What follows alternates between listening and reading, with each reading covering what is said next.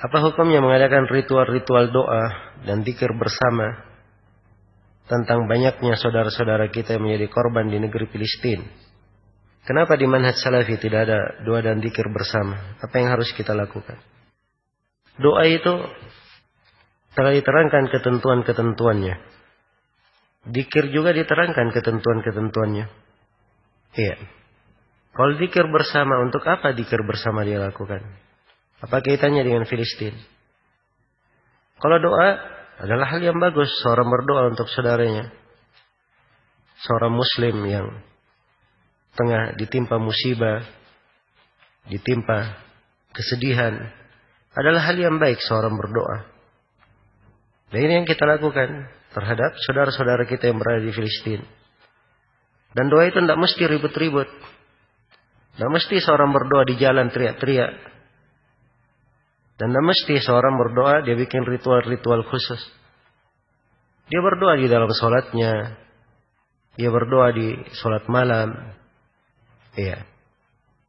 Berdoa di sholat malam. Berdoa kalau dalam perjalanan untuk saudara-saudara yang tertindas. Dan selainnya. Di waktu-waktu mustajabah.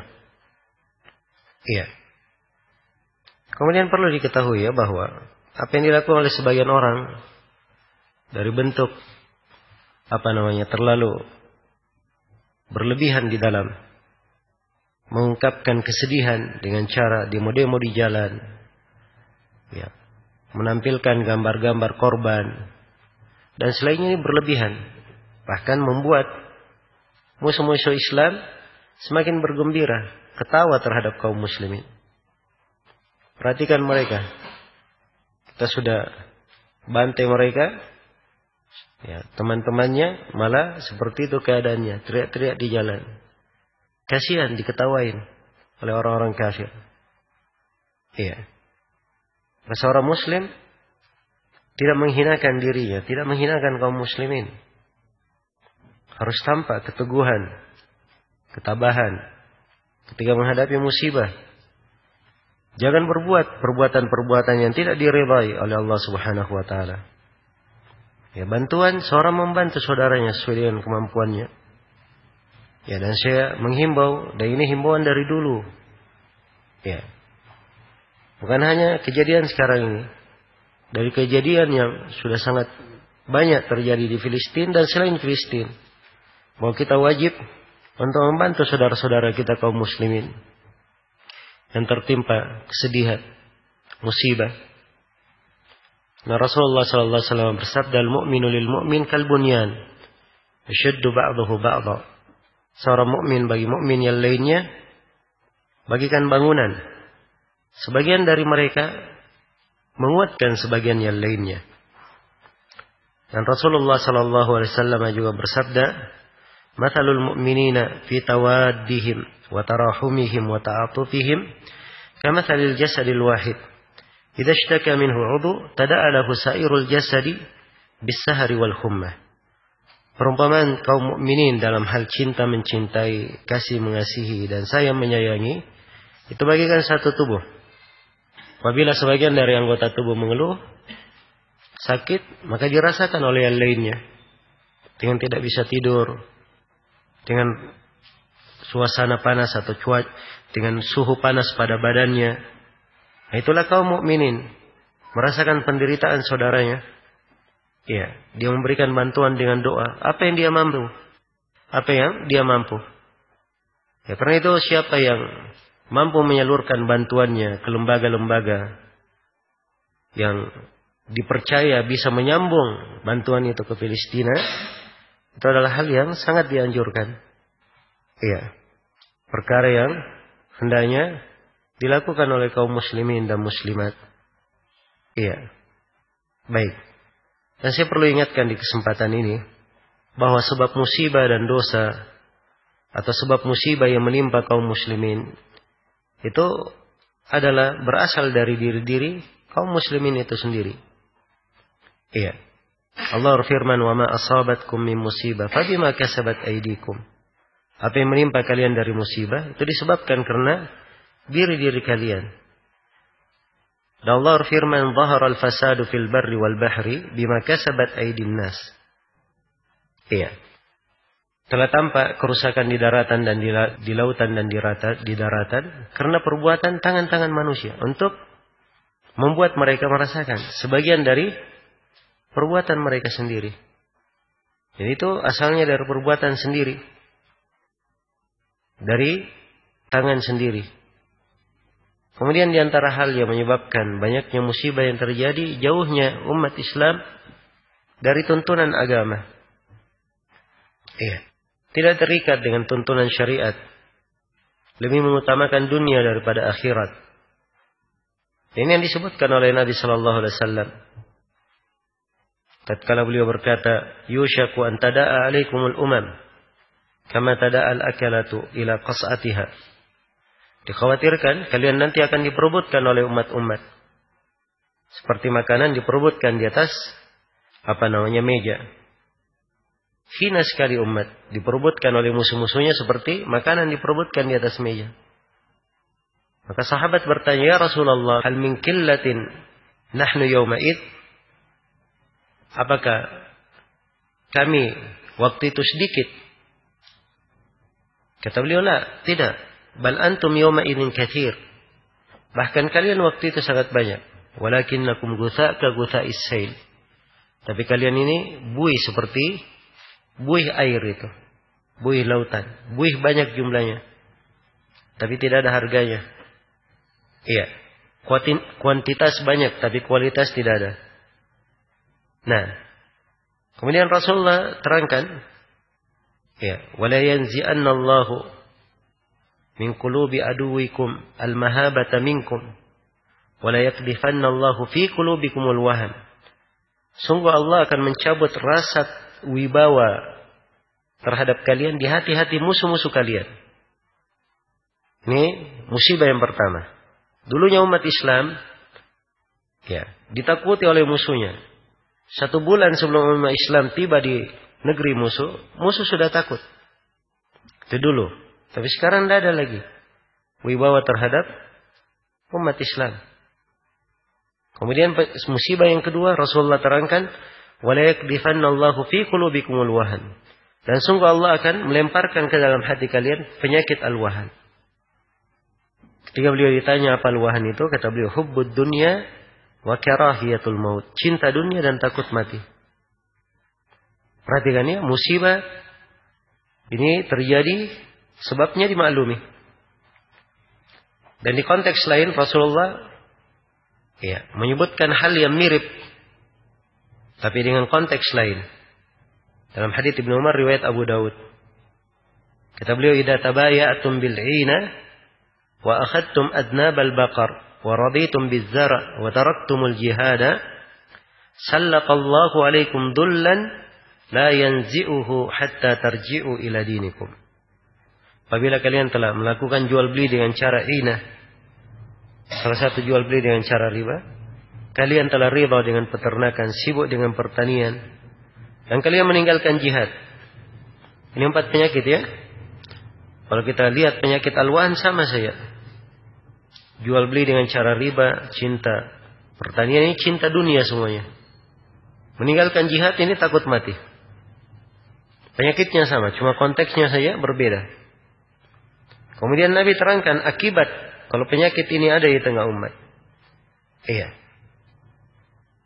Sallallahu alaikum dullan. Allah akan menimpakan kepada kalian suatu kehinaan.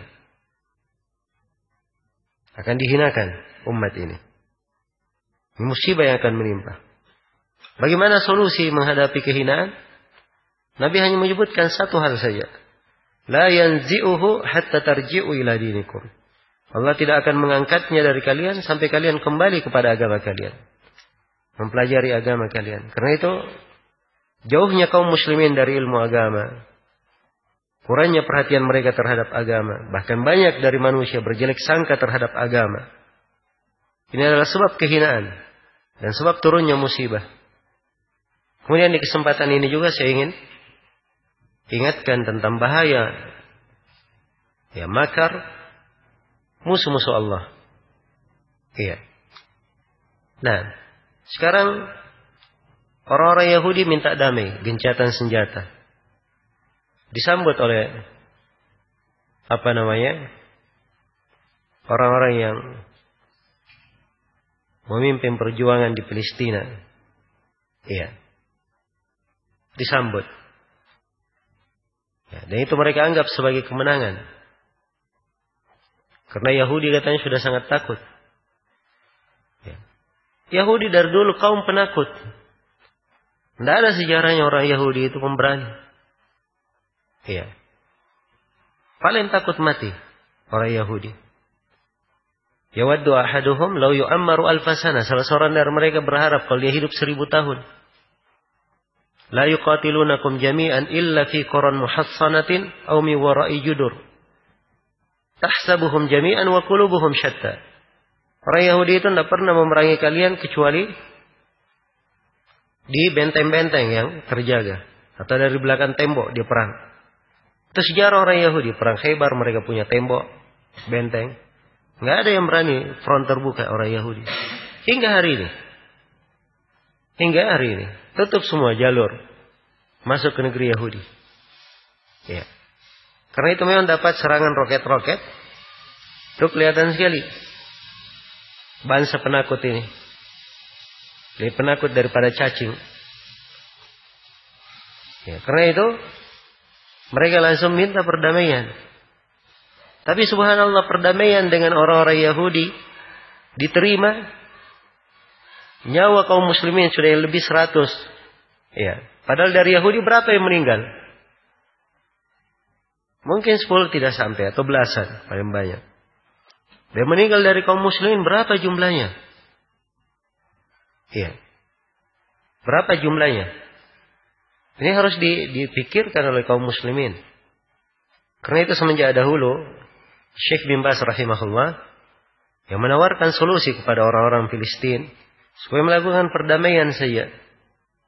Ya, sehingga mereka memiliki kekuatan. Kalau sudah kuat seperti kaum muslimin, ya, di masa Nabi sallallahu alaihi wasallam, di masa Nabi, ya, beliau di Mekah tidak ada peperangan dengan tangan karena masih lemah kaum muslimin. Demikian pula setelah beliau hijrah ke Madinah. Bahkan ketika para sahabat dengan jumlah 1.300 orang lebih ingin melakukan haji dihadang oleh kaum musyrikin. Tidak boleh masuk ke Mekah. Nabi menerima perjanjian damai dengan mereka. Iya. Itulah perjanjian Hudaybiyah. Salah satu poinnya mereka tahun ini tidak boleh masuk haji. Dan di antara poinnya siapa di antara muslim di Mekah lari ke Madinah maka wajib dikembalikan, diserahkan ke Mekah. Itu diterima oleh Rasulullah. Sampai sebagian sahabat berkata, "Ya Rasulullah, anakmalud daniyata fi dinina?" Apakah kami menerima kehinaan dalam agama kita? Bukankah kalau kita terbunuh kita di dalam surga, kalau mereka terbunuh dalam neraka? Maka Rasulullah berkata, "Wahai Umar," Umar ya yang berkata seperti itu, "Wahai Umar, aku adalah Rasul Allah. Demikian aku diperintah." Dan dengan perjanjian Hudaybiyah ini Allah turunkan firman-Nya, "Inna fatahna laka fathan mubina." Kami telah memberikan kepadamu kemenangan yang sangat jelas. Dianggap perdamaian ini sebagai apa? Sebagai kemenangan. Karena itu jangan disangka bahwa seseorang yang dia mundur untuk mempersiapkan kekuatan lebih baik, jangan disangka bahwa itu kelemahan. Iya. Ini pemikiran yang keliru yang sering terjadi pada saudara-saudara kita ya di Filistin. Kadang sebagian mereka dahulu melakukan aksi-aksi bom bunuh diri. Ya, masuk mati orang Yahudi 7-10 orang. Tapi setelah itu ratusan kaum Filistin, kaum muslimin yang terbanding. Ini di mana pertimbangan maslahatnya? Ya. Karena itu harus dipahami. Ya, dan sekarang ini dari hasil perdamaian, ya, justru menguntungkan pihak-pihak yang sebenarnya mereka adalah musuh-musuh Islam. Itu orang-orang Syiah Iran, orang-orang Syiah Lebanon, dari Hizbullah, partai Hizbullah ini mereka orang-orang Syiah. Dan dari kejahilan sebagian orang yang menganggap punya respon terhadap Filistin ini membantu, mereka sebarkan ucapannya. Orang-orang partai Hizbullah malam ini mereka akan menyerang ya ke Israel dan seterusnya. Tidak ada sejarahnya. Ada orang-orang Syiah mau bermusuhan dengan Yahudi. Karena Syiah itu sendiri asalnya orang Yahudi. Pemahamannya sama dengan Yahudi. Dan mungkin saja mereka sengaja memicu konflik sehingga menyebabkan terjadinya korban di tengah kaum muslimin. Nah, ini harus dipahami dari makar-makar musuh. Ya, karena itu harus dipilah-pilah masalah-masalah yang terjadi. Seorang muslim yang mengerti apa tanggung jawabnya sebagai muslim, dia paham bahwa musibah itu turun karena dosa. Tidak mungkin ada asap tidak ada api. Tidak mungkin.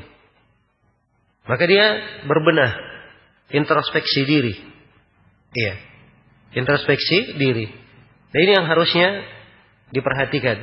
Dan apabila tertimpa musibah pada suatu negeri dari kaum muslimin, maka hendaknya negeri-negeri yang lain ya, mengambil pelajaran dari musibah itu. Jangan sampai mereka juga tertimpa dengan hal yang sama. Nah, ini sebenarnya dari renungan-renungan yang hendaknya kita perhatikan dari musibah-musibah yang menimpa. Ya, bukan seseorang dalam musibah yang seperti ini berjelek sangka kepada orang lain, ya, berbuat perbuatan-perbuatan yang di luar jalur, ya, di luar batas. Ya, sebagian orang punya semangat, ya, sedih melihat kaum muslimin terbantai, dia sebarkan foto-foto, ya, jasad-jasad yang menjadi korban, ya. Dan hal yang seperti ini menambah kaum kufar semakin bergembira dan tertawa. Iya. Jelas ya? Karena seluruh berita itu pantas untuk disebarkan. Dan seluruh berita pantas untuk disebarkan. Kalau terjadi musibah tertentu, disebarkan poin-poin tertentu saja. Yang dengannya tercapai maksud yang diinginkan untuk membantu kaum muslimin. Ya, dan berhati-hati dari apa? Serangan musuh. Bukan dia menyebarkan berita-berita yang dengannya orang-orang kafir semakin bergembira, semakin tertawa. Iya. Semoga Allah Subhanahu wa taala memberikan taufik dan rahmatnya kepada seluruh umat Islam yang tertindas dan terzalimi, dan semoga Allah Subhanahu wa taala selalu memberikan kekuatan kepada mereka semua untuk menghadapi musuh-musuh mereka, dan semoga Allah Subhanahu wa taala mengobati siapa yang luka di antara mereka dan memberikan hiburan terhadap siapa yang bersedih di antara mereka. Dan semoga Allah Subhanahu wa taala mengangkat segala kesusahan, penderitaan dan kepedihan yang menimpa mereka. Sebagaimana saya bermohon kepada Allah Subhanahu wa taala, semoga Allah Subhanahu wa taala membinasakan orang-orang yang zalim dari kalangan Yahudi yang kafir maupun selainnya, dari kaum munafikin yang membantu mereka. Dan semoga Allah Subhanahu wa taala selalu memuliakan Islam dan kaum muslimin, dan memberikan kesadaran kepada mereka semua untuk kembali kepada agama mereka. Innahu waliyyu dzalika wal qadiru alaihi wa huwa jawadun karim. Subhanakallahumma wa bihamdik asyhadu an la ilaha illa anta astaghfiruka wa atubu ilaik. Walhamdulillahirabbil alamin.